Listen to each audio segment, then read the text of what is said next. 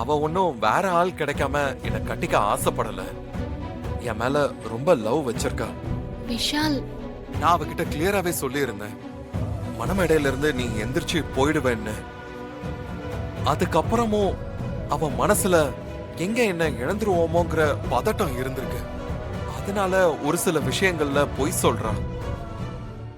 எல்லாத்துக்கும் அடிப்படை காரணம் அவளுக்கு என் மேல இருக்கிற லவ்.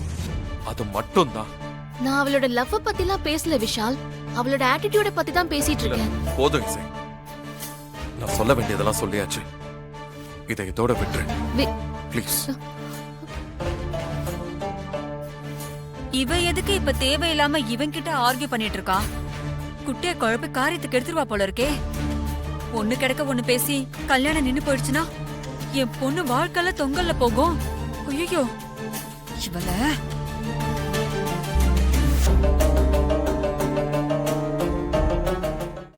இன்றே டவுன்லோட் செய்து உங்கள் ஃபேவரட் ஷோக்களை என்ஜாய் பண்ணுங்க.